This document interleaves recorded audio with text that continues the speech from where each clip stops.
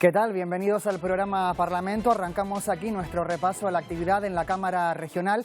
Esta semana no hubo pleno, pero sí varias comisiones, como la de Obras Públicas, Transportes y Vivienda.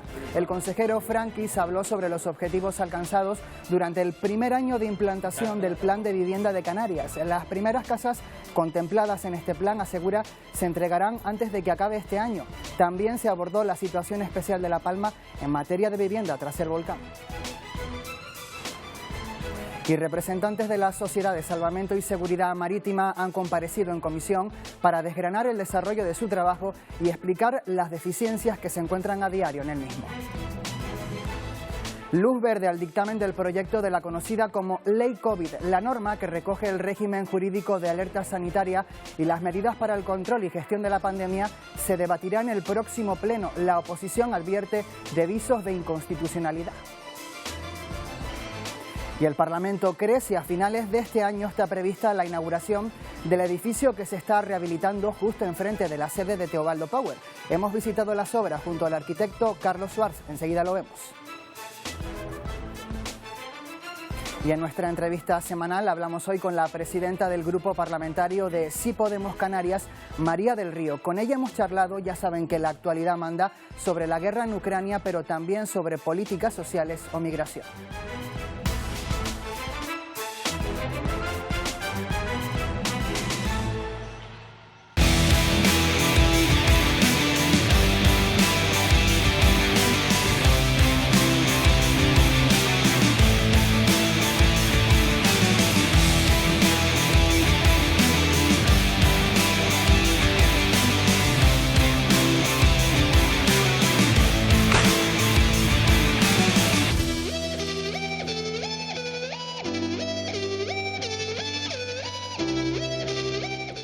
Bueno, vamos a comenzar ya con la entrevista de la semana en el programa Parlamento y empezamos dando la bienvenida a nuestra invitada, que es María del Río, presidenta del Grupo Parlamentario Sí Podemos Canarias. ¿Qué tal, señora del Río? Bienvenida. Muy bien, muchas gracias. Además, diputada por la isla de Lanzarote, cosa que tiene muy a gala.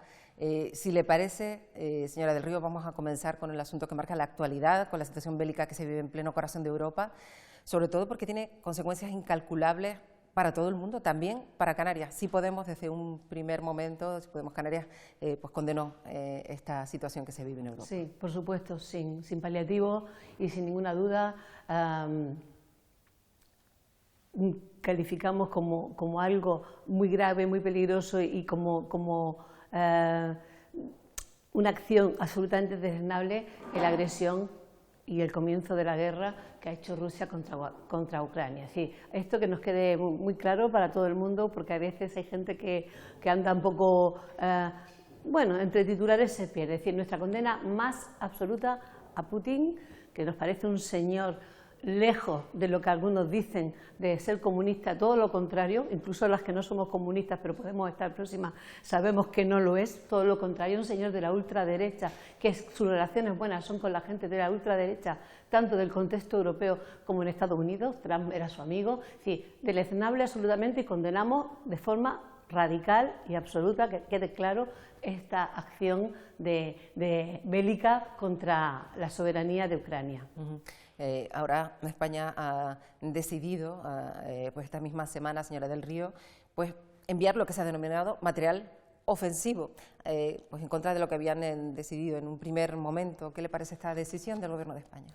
Pues nosotros desde Sí Podemos Canarias y desde Unidas Podemos estábamos más en la línea de que fuesen a través de la Unión Europea. Entendíamos que era una mejor medida y que además Europa, que con el tema de la pandemia ha demostrado ser fuerte por primera vez y tener una capacidad de unión importante más allá de lo económico, como ha sido durante distintas etapas de lo que era al principio de la Unión Económica Europea, después la Unión Europea, entendíamos que era un buen momento también de posicionarnos frente a los bloques, siendo un bloque importante, la Unión Europea, y tomando decisiones de manera conjunta, incluso esa, que quienes pensamos que hay que utilizar todos los recursos, todos, y que la diplomacia hay que invertir mucho más en ella desde todos los puntos de vista, y no lo decimos solo la gente de Podemos, lo dice también la ONU, que también la echan falta. En este caso estamos mucho más cerca de Guterres, del presidente de la ONU en este momento, del secretario, perdón, porque nos parece que es mucho más importante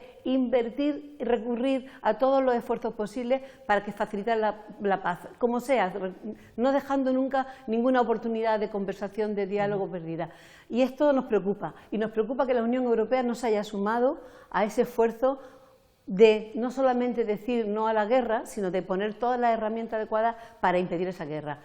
Creemos que cualquier acción a través de la Unión Europea hubiese sido mucho mejor que a través de los propios países. Esto no va de un país ni de otro, va efectivamente de que un pueblo necesita defenderse ante una agresión, y que la mejor manera de defenderse es que esa agresión deje de existir, y buscando todas las vías posibles, tanto las sanciones económicas, y que ojalá duren poco tiempo, porque también nos preocupa el pueblo ruso. Nosotros somos muy críticas con la gestión del señor Putin, pero defendemos, como además un montón de la población rusa está en contra de esta guerra, están saliendo a la calle en un régimen que sabemos que se la están jugando, que la libertad de expresión no es precisamente su fuerte, y se están manifestando muchísimas organizaciones, muchísima parte de la población en contra de esta guerra. La verdad es que todo esto nos lleva a plantearnos esa terrible contradicción que supone haber invertido tanto sanitariamente en salvar vidas con las vacunas, con la ciencia, y luego encontrarnos con una guerra que está haciendo perder vidas en plena Europa. Señora del Río, quería volver ahora ya a Canarias para hablar de este momento, este último tramo de este periodo de sesiones que nos va a llevar hasta el verano y que va a incluir momentos muy importantes en la legislatura, porque se va a tratar esa ley de renta de la ciudadanía que viene a sustituir la actual PCI. ¿Qué va a suponer para los canarios este cambio? ¿Qué supone este cambio con respecto a lo que tienen hasta ahora? Bueno, supone un aumento inmenso en la cobertura. La PCI llegaba a relativamente poca gente y además era muy restrictiva, tenía un periodo de caducidad. Era algo que desde el principio, desde la anterior legislatura, desde nuestro grupo nos planteábamos, porque si las circunstancias que hacen que una familia, una persona tenga que recurrir a la PCI no han cambiado, ¿qué hacemos? ¿La dejamos sin nada? ¿La dejamos sin unos sustentos básicos, teniendo en cuenta que estábamos hablando de una prestación de unos 400 euros, que era como lo mínimo pues para igual no morirse de hambre? Esa era una. Otra que no se recogía tampoco, y eso se ha ido cambiando. La PCI, afortunadamente, en esta legislatura la hemos ido mejorando un poco para tener que no cesase la prestación en familias con hijos a su cargo, porque nos parecía que no podemos, que era una irresponsabilidad, si estamos en contra de la pobreza infantil, que dejemos a una familia con hijos pequeños en situación de pobreza extrema.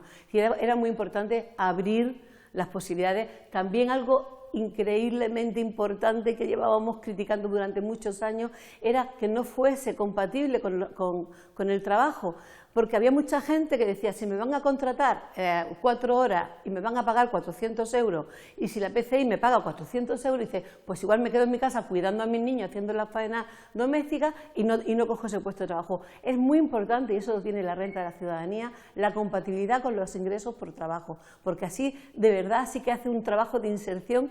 Lo tiene menos en el nombre y, sin embargo, creo que va a ser mucho más de servir no solamente para salir de la pobreza, sino para que haya una inserción social a través del mundo laboral, porque podrán cogerse trabajos, a veces son temporales, de menos tiempo, pero que si son compatibles harán que la gente no se retraiga. Sabemos que además uno de los problemas es cuando la gente deja de estar en el mundo del trabajo un año y otro, cuanto más tiempo pasa, cuando más tiempo se está en el paro, más difícil es después la reinserción. Por tanto, está bien no perder ese tren en la medida de lo posible. Y después, otra parte importantísima, que ya no tiene que ver con el trabajo, que son que sea complementaria de las pensiones no contributivas, que esa era también otra demanda a gritos, porque teníamos gente cobrando pensiones realmente ridículas que no te permitían salir mínimamente de la pobreza. Es decir, todo eso lo va a hacer la renta ciudadana, y una cosa más es que es compatible con el ingreso mínimo vital, va a transitar en paralelo, con lo cual creo que la capacidad de cobertura, estamos convencidas que va a llegar a muchísima más gente y va a ayudar a muchas más personas a salir de esa situación de pobreza estructural que hemos vivido en Canarias durante muchísimos años, pues porque la ayuda, las prestaciones eran pocas, llegaban a poca gente y no servían para romper ese cordón umbilical que teníamos con la pobreza. Habla usted de esa pobreza estructural que se ha visto incluso acentuada por estos 2 años de pandemia, de los que parece vamos saliendo poco a poco a tenor de los datos, aunque todavía hay que ser cautos, según dicen los científicos, que augura para los próximos meses en cuanto a la situación sanitaria, porque es verdad que precisamente la sanidad en Canarias pues también ha sido la otra gran golpeada y como consecuencia de esta crisis. Claro, la crisis de la pandemia ha puesto en evidencia la debilidad que llevábamos arrastrando tras los años del recorte de la crisis del 2008 en nuestra sanidad pública. Esto se ha visto porque estábamos muy cogidos con alfileres y cuando hemos tenido la irrupción de la pandemia, que nos ha roto todos los esquemas a todo el mundo, era algo impensable, nadie podía prever ni teníamos recursos suficientes, nadie tenía ni siquiera las mejores estructuras sanitarias estaban preparadas para esto.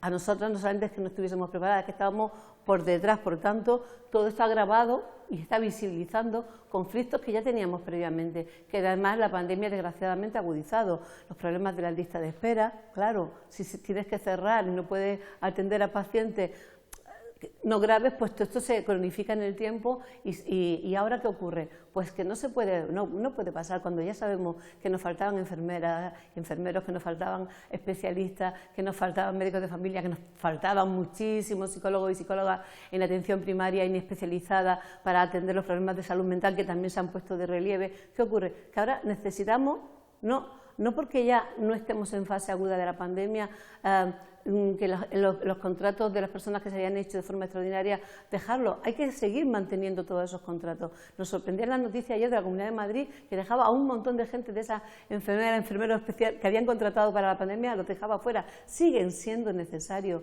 Seguimos teniendo una enorme necesidad de profesionales y en Canarias el problema es que en cuanto a los especialistas nos están faltando porque directamente no se encuentran. Pero bueno, ahí hay que plantear las cuestiones también, los MIR, cómo se hacen los convenios que se hacen, pues si hay que hacer más plazas, hay que hacer más plazas, hay que crearlas y hay que también mimar a los profesionales de Canarias o que trabajan en Canarias para que sea un sitio no para estar de paso, sino para quedarse y atender a la población. Creo que es muy importante, que hay un gran trabajo que hacer de ahora en adelante. Es decir, pensamos que estamos saliendo de la crisis, creemos que sí, que va por buen camino, pero salir de la crisis de la pandemia no significa salir de la crisis sanitaria que nos ha dejado la pandemia. Ahora tenemos otra en la cual tenemos que ajustar todas las cosas que se quedaron a medio camino y asumir además lo que ha visibilizado la pandemia, como por ejemplo en el tema de la salud mental, que nos parece una auténtica prioridad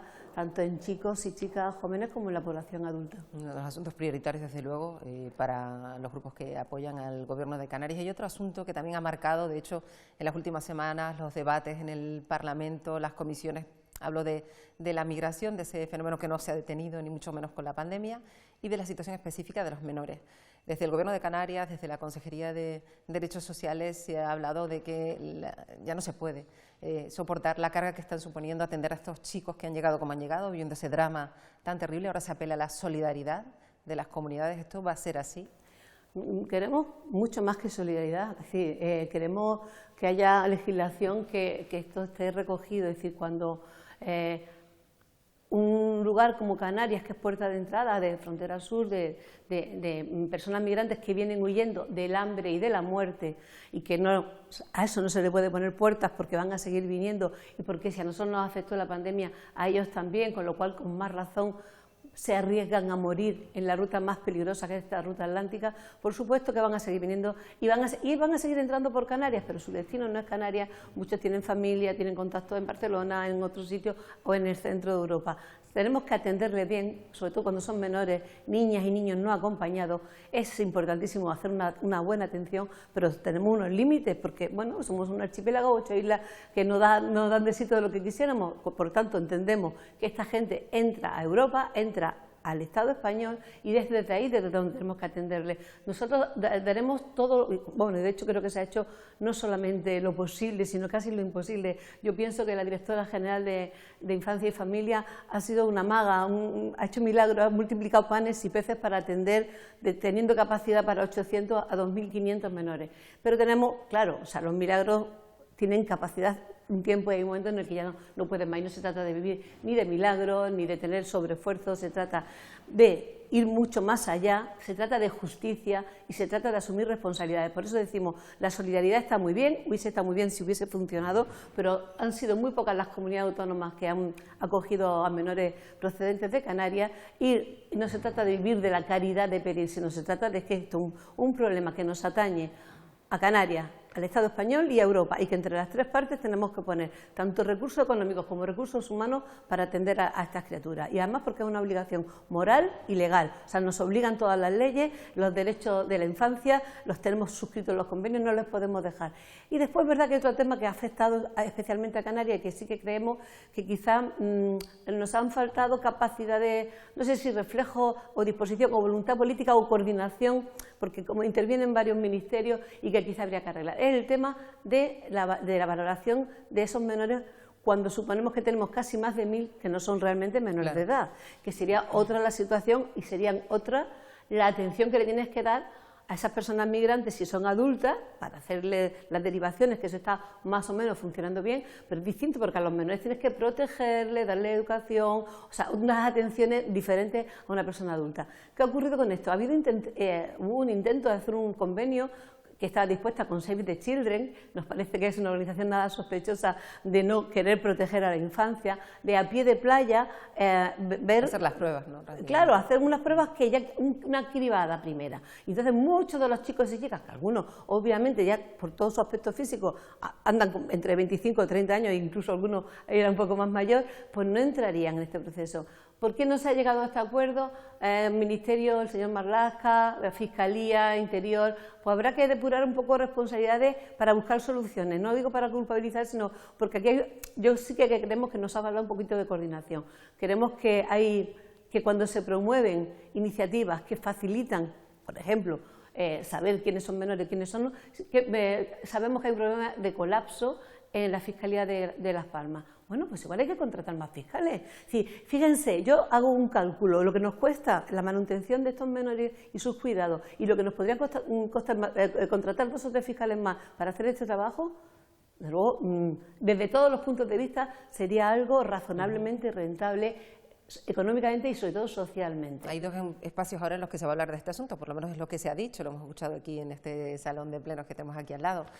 Ahora es la conferencia de presidentes que quedó pospuesta, también se celebrará dentro de nada la reunión bilateral Canarias-Estado, y ahí es donde se quiere introducir este tema. Yo no sé si piensa que con tanta actualidad pueda quedar sin darle la dimensión que merece, dado el Es verdad que las urgencias a veces tapan lo importante, pero yo creo que este es un tema importante y en este momento urgente también, y que no nos parece tan descabellada buscar soluciones, porque aquí se ha trabajado muy bien en Canarias, muy bien se ha trabajado con el tema de los menores, y además han buscado soluciones a los problemas, pero todas las soluciones no estaban en nuestras manos, y por tanto se necesitan los apoyos, los vistos buenos, en este caso a nivel estatal, y también, insisto, de Europa, que no puede olvidar que España, da igual que sea Canarias, que sea Andalucía o que fuese la Comunidad Valenciana, por donde entren las personas que vienen buscando una vida digna y un futuro, hay que atenderlas porque entran al territorio europeo. Claro.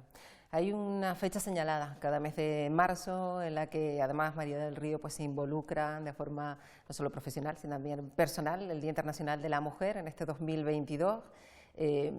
Siempre supone un espacio para reflexionar sobre lo que se ha conseguido y sobre todo por el camino que todavía queda por recorrer.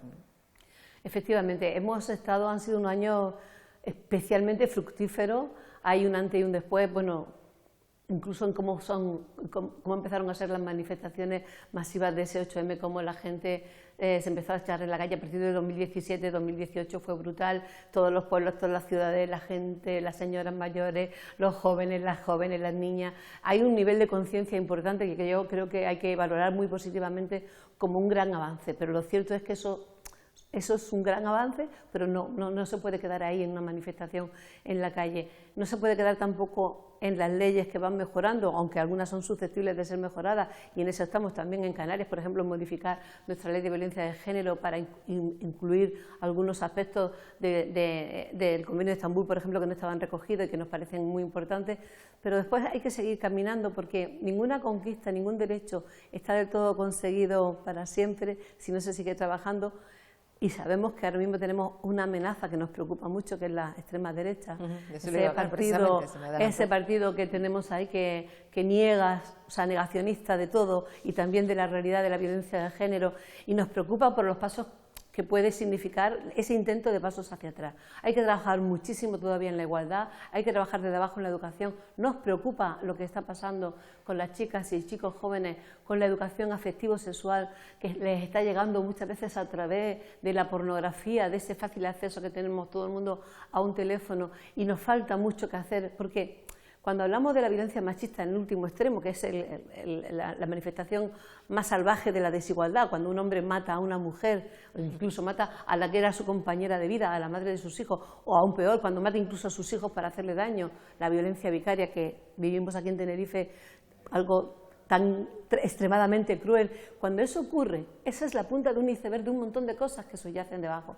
Y hay que ayudar mucho, no solamente a las mujeres, hay que ayudar mucho a los hombres, a los niños, hay que ayudarles a sentirse iguales sin tener miedo a no ser los poseedores de la mujer, sin tener miedo a que la mujer no les pertenezca, entendiendo que las relaciones serán mucho mejores cuando se den en términos de igualdad, cuando el amor sea algo sano, no algo tóxico de te controlo, eres mía y la maté porque era mía y sin ti me muero o te mato. Es decir, todo eso que tiene tanto que ver con la cultura, con tantos siglos de patriarcado, todavía lo tenemos en nuestra sociedad y hay que trabajarlo, y hay que trabajarlo mucho y muy desde abajo. Se nos ha acabado el tiempo, señora del Río, pero es verdad que no queremos dejar de nombrar la situación de trata que viven muchas mujeres y que además es una de las peores formas de violencia de género.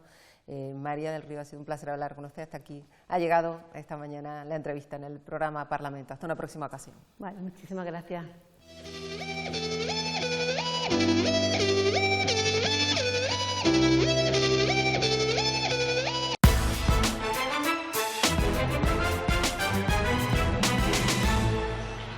Las primeras casas del Plan de Vivienda de Canarias 2022-2025 se entregarán antes de que acabe este año. Respecto a La Palma, el Gobierno busca más terrenos para construir nuevos hogares para los afectados por el volcán. Hasta el momento ya se han entregado 81 inmuebles. La prioridad es responder a la emergencia social y empezar a entregar viviendas a finales de este año. En los próximos 15 días se adjudicarán 140. Entre construcción y adquisición, a un total de 1.855 viviendas, las que estamos trabajando para poderlas llevar a cabo a lo largo de este año y el próximo año. Para ayudas al alquiler se han dedicado 17 millones de euros. 400 viviendas de carácter privado se incorporarán también a este programa. Más de 700.000 euros para ayudar a pagar esos alquileres. Es la primera vez que se hace en Canarias. Se han comprometido 137 millones de euros en 14.600 actuaciones y en este año además ya podremos entregar hasta 500 viviendas vacías. La intervención desde la política es fundamental para regular lo que significa ese mercadeo con la vivienda que ha habido, ¿no? Venía debajo del brazo, traía el pan, es decir, que traía la ficha financiera, más de 600 millones, que muchas veces es el primer obstáculo que se encuentra. La agilidad que se ha visto en 5 meses de erupción volcánica, por lo menos yo, en la gestión pública no la he visto nunca en la vida. La oposición reclama celeridad en la entrega de viviendas, especialmente en La Palma, donde se han entregado ya 81. Pero ¿cuántas viviendas llegan efectivamente a manos de esas personas que lo necesitan? Se reconoce desde el Gobierno que no se va a entregar ninguna vivienda, por lo menos hasta finales del 2022. 50 viviendas más que podemos comprar en Los Llanos. No hay ninguna vivienda más en el mercado en esa zona. Lanzarote, donde hace 27 años que no se construye vivienda social, según el Gobierno contará con 200 nuevas. Se triplica también el presupuesto destinado a los jóvenes. El proyecto de la conocida como Ley COVID, que incluye el régimen jurídico de alerta sanitaria y las medidas para la gestión de la pandemia, se debatirá en el próximo pleno. El dictamen ha recibido el visto bueno en comisión parlamentaria, pero con el rechazo de la oposición, que asegura que se queda desfasado y que rozan la inconstitucionalidad, como ya ha advertido el Consejo Consultivo sobre algunos artículos. Los grupos que apoyan al Gobierno aseguran que la norma seguirá siendo útil porque la pandemia no ha acabado y que permitirá tener seguridad frente a la disparidad de criterios criterio en los tribunales. De la ciudadanía, porque yo les invito, señorías. Los populares exigen al gobierno más agentes de la Policía Canaria en las islas no capitalinas. El consejero Julio Pérez aseguró que el objetivo es que antes de que acabe esta legislatura haya 300 agentes a nivel regional, lo que permitirá tener unidades más allá de Tenerife y Gran Canaria. La señora Pérez dice que no se puede esperar por las oposiciones, pero yo no conozco otro procedimiento para la incorporación de funcionarios públicos, máxime de esta cualificación, que el proceso selectivo ordinario. Intentaremos abreviarlo, por eso yo dije, y contesto al señor Campos, que me parece difícil que logremos tener los 75 efectivos al acabar la legislatura, pero en cualquier caso el Gobierno se lo propone.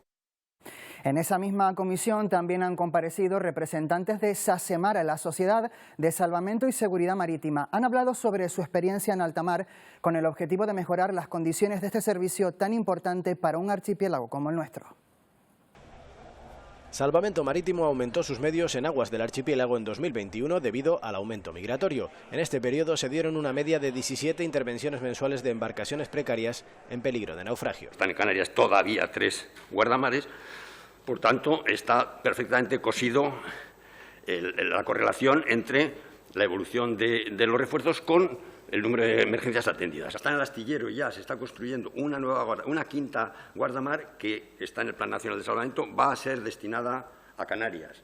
Según esta institución, también se decidió la mejora de las condiciones de sus 236 trabajadores en Canarias. Rotación de las unidades, garantizar el descanso cuando hay una operación de más de 12 horas, al día siguiente se queda inoperativa la embarcación, reducción de periodos de embarque, refuerzo de unidades marítimas en las zonas de Alborán, Estrecho y Canarias, refuerzo con un cuarto tripulante de las salvavidas afectadas, incorporación de la tercera tripulación.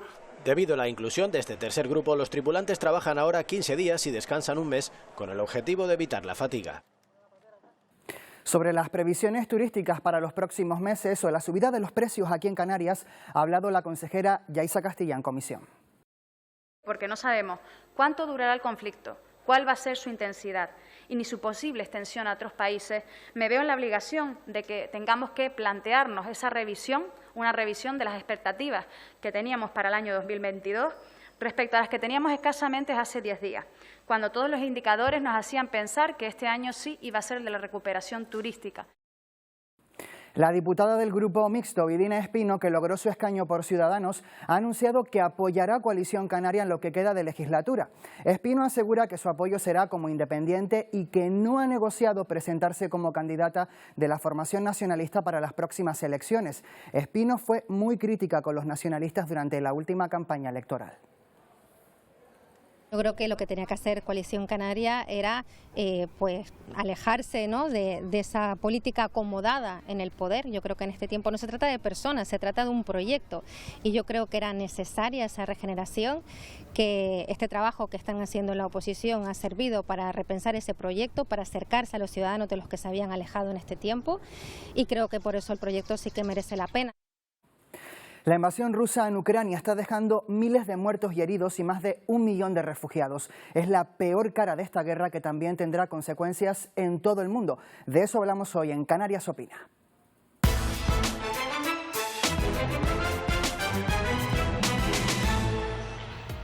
El 24 de febrero, a pesar de los intentos de mediación y negociación por parte de la comunidad internacional, Rusia decidió invadir Ucrania.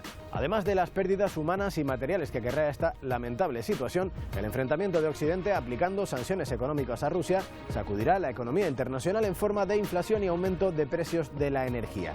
El espacio aéreo internacional se ha cerrado para Rusia y eso traerá consecuencias también a la llegada del turismo, el principal motor de la economía canaria. Por eso queremos preguntarles, ¿en qué medida le inquieta todo lo que ocurre entre Ucrania y Rusia? ¿Cree que se impondrá una solución rápida o teme un conflicto a largo plazo? Una situación terrible que está viviendo la humanidad y bueno, yo creo que la comunidad internacional debería hacer un poco más de esfuerzo e intentar pues parar esto, porque la verdad es que las noticias no son nada alentadoras. A ver si pueden llegar a un trato o lo que sea, pero bueno, yo creo que de todas formas el presidente de Rusia lo tiene claro ya y me pone un poco nervioso. Claro que me inquieta, porque puede llegar aquí.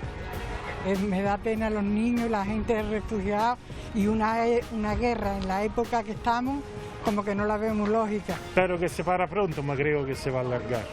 Se va a alargar porque no creo que ni Rusia vaya a ceder, ni el otro pobrecito va a ir. No, yo creo que se va a alargar en el tiempo. Me da a mí que esto pasa por sentar a las partes e intentar llegar a algún tipo de acuerdo. Se va a alargar, porque los rusos son muy potentes. La guerra es una porquería.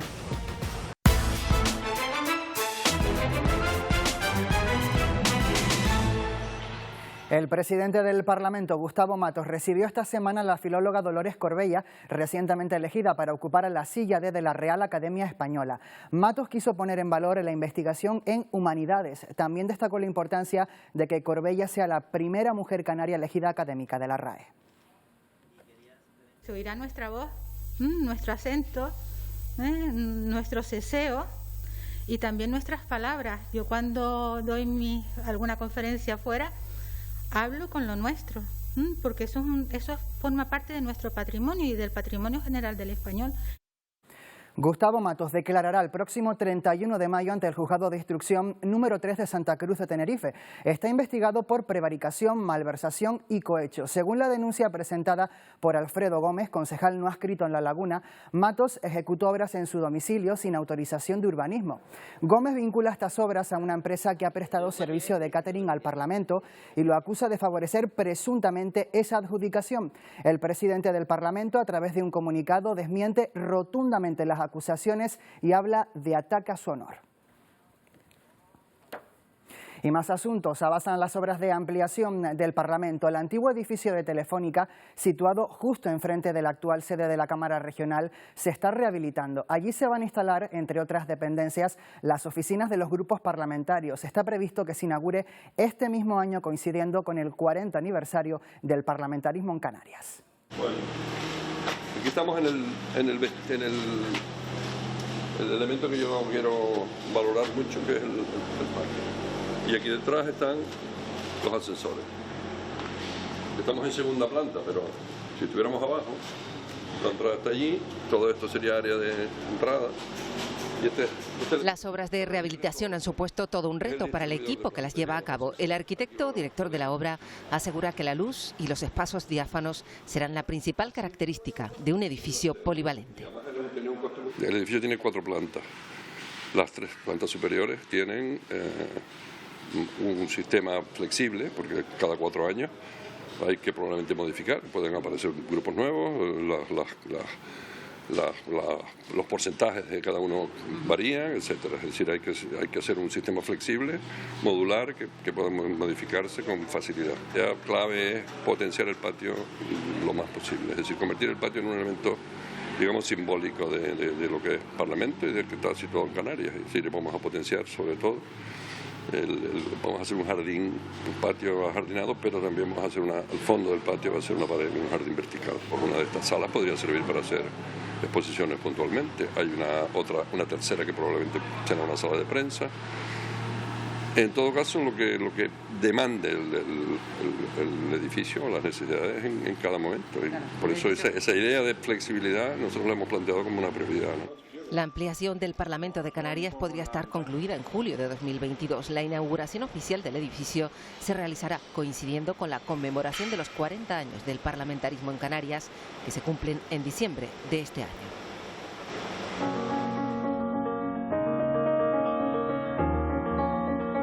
Pues así, con esta visita a las obras de la ampliación del Parlamento, nos marchamos. Regresamos el próximo domingo con más información. ¡Feliz semana! ¡Adiós!